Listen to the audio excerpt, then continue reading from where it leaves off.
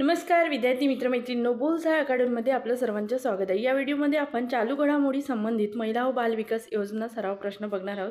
तर यामध्ये एकूण 53 ते 54 प्रश्न आहेत जे आपल्याला सराव करता येतील।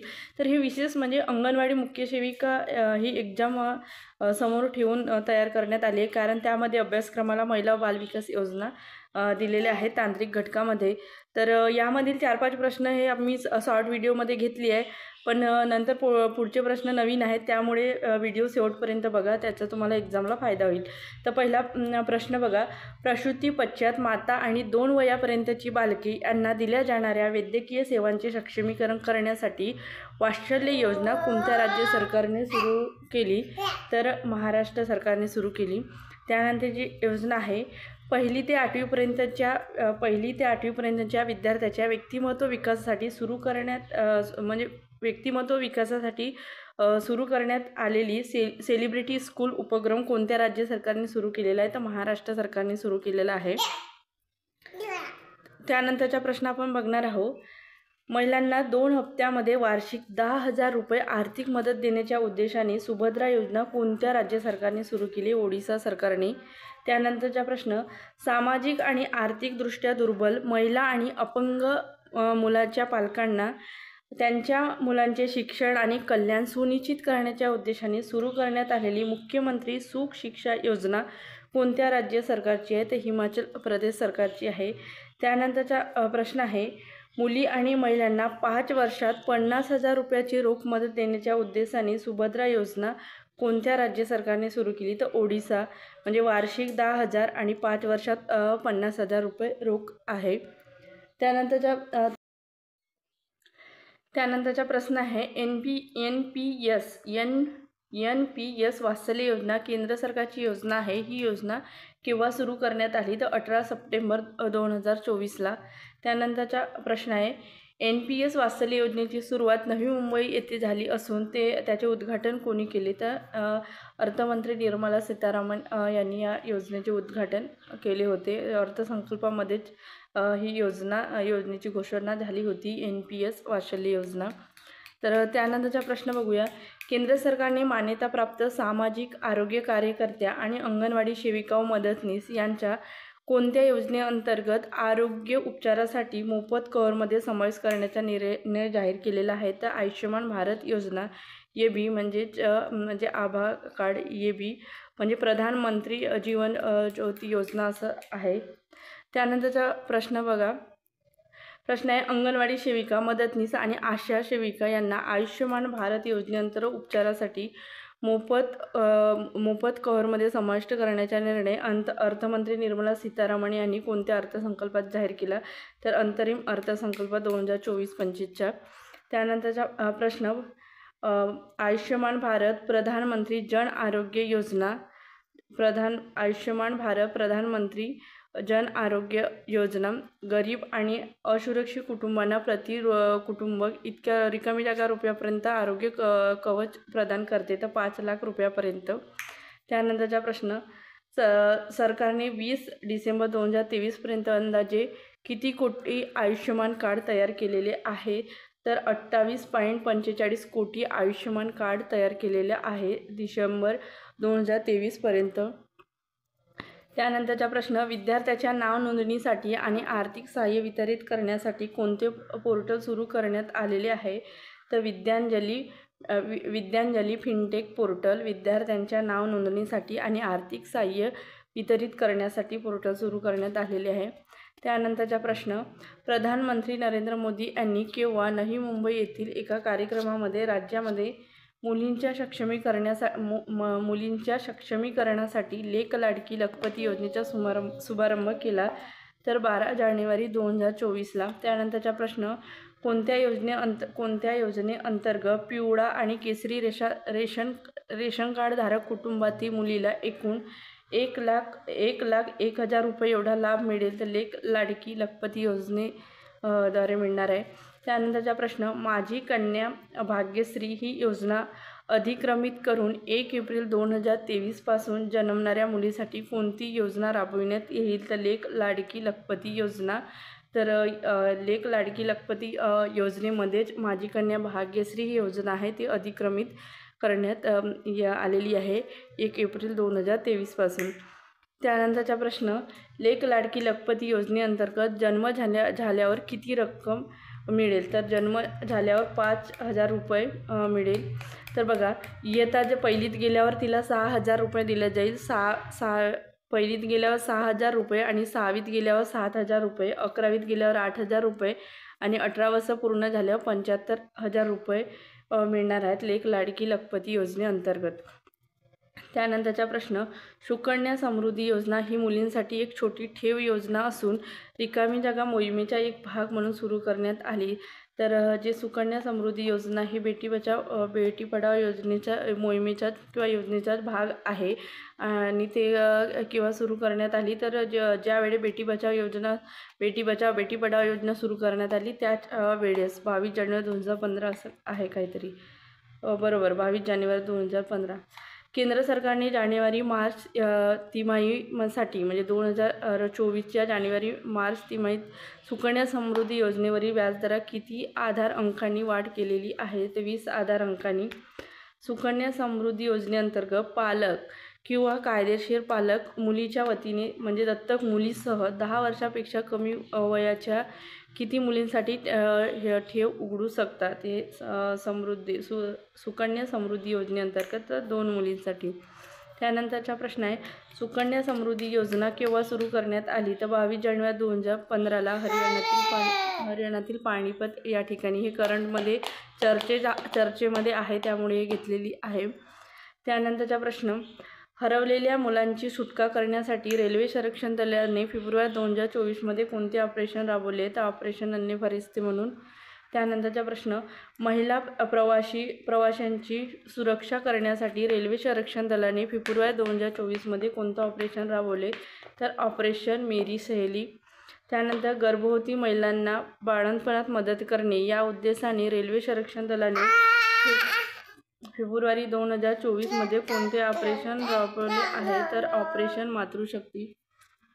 त्यानंतरचा प्रश्न बघूया, ऑपरेशन स्माईल एक्सच्या माध्यमातून जानेवारी 2024मध्ये राज्यभरातून 3,479 बालकामगारांची सुटका करण्यात आली. हे कोणत्या राज्याच्या पोलिसांनी सुरू केलेले उपक्रम आहे? तर तेलंगणा सरकार. लक्षात, ऑपरेशन ऑपरेशन स्माईल एक्सच्या माध्यमातून जानेवारी 2024मध्ये बालकामगाराची सुटका तर किती 3,479 बालकामगाराची सुटका करण्यात आली होती. तर हा उपक्रम तेलंगणा सरकारने राबवला होता. त्यानंतरचा प्रश्न आहे, 6 मार्च 2024मध्ये सुरू करण्यात आलेली विधवा पुनर्विवाह प्रोत्साहन योजना कोणत्या राज्याची आहे? तर झारखंड राज्याची आहे. पुनर्विवाह करणाऱ्या विधवेला 2 लाख रुपये मदत दिली जाते. त्यानंतरचा प्रश्न, इंदिरा गांधी प्यारी बहना सुख निधी योजनेअंतर्गत पात्र लाभार्थी महिलांना 1,500 रुपये मासिक वेतन दिले जाते. ही योजना कोणत्या राज्य सरकारची आहे? तर हिमाचल प्रदेश.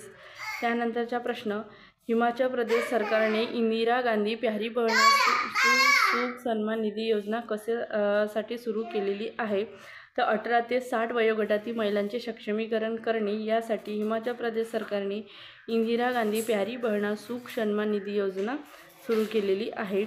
त्यानंतरचा प्रश्न, 2024 या वर्षात प्रति सिलेंडर 300 रुपये अनुदान एका वर्षासाठी वाढवण्याचा निर्णय कोणत्या योजनेसाठी घेण्यात आलेला आहे? तर प्रधानमंत्री उज्ज्वला योजना साठी. त्यानंतरचा प्रश्न, 4 मार्च 2024च्या अर्थसंकल्पात मुख्यमंत्री महिला सन्मान योजना सुरू करण्याची घोषणा कोणत्या राज्य सरकारने केलेली आहे? मुख्यमंत्री महिला सन्मान योजना. यावर प्रश्न 14 फेब्रुवारीला अंगणवाडी मुख्य सेविकेचा एक्झाम झाला, त्यामध्ये विचारण्यात आलं होतं की मुख्यमंत्री महिला सन्मान योजना कोणत्या राज्याची आहे? तर दिल्ली. लक्षात घ्यायचं.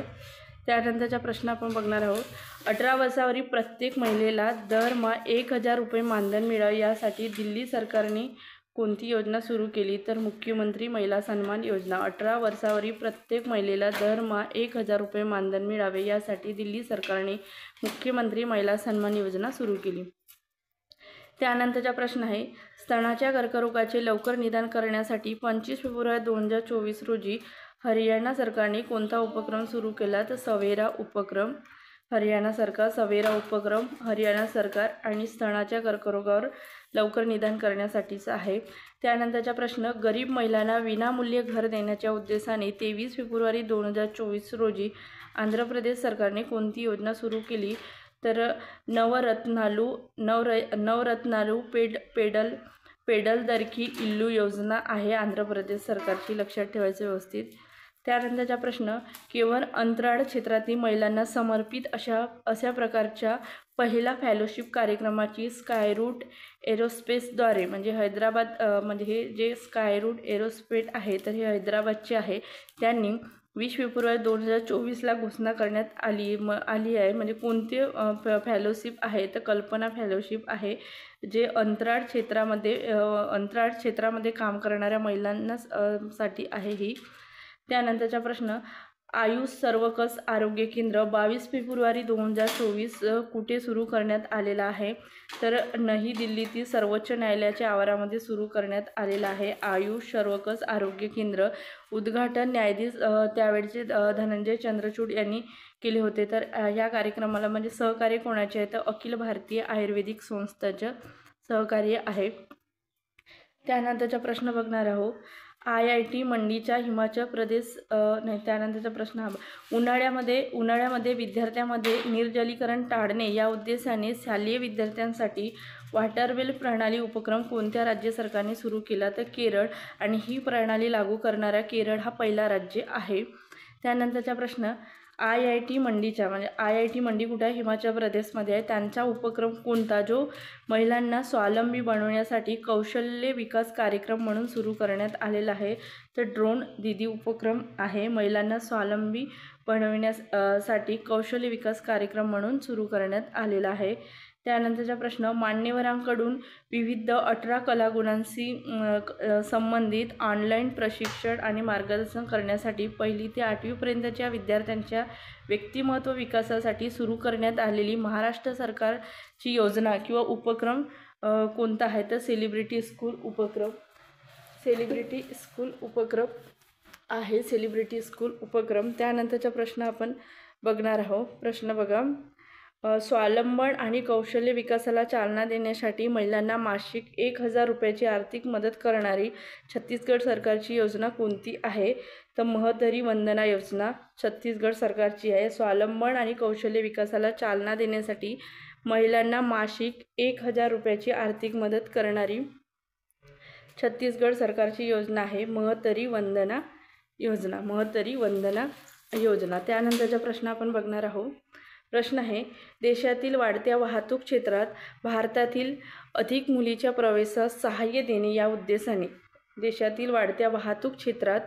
भारतातील अधिक मुलींच्या प्रवेशास सहाय्य देण्याच्या उद्देशाने 19 जानेवारी 2024 रोजी नरेंद्र मोदींच्या हस्ते कोणती योजना सुरू करण्यात आली? तर बोईंग सुकन्या कार्यक्रम म्हणून आहे. त्यानंतरचा प्रश्न, अन्न वितरित करणाऱ्या कर्मचाऱ्यांना सरकारची अनिवार्य किमान वेतन भरपाई सुनिश्चित करण्याच्या उद्देशाने IIT दिल्लीने कोणती योजना सुरू केली? तर वर्क फॉर फूड नावाची योजना सुरू केलेली आहे IIT दिल्लीने.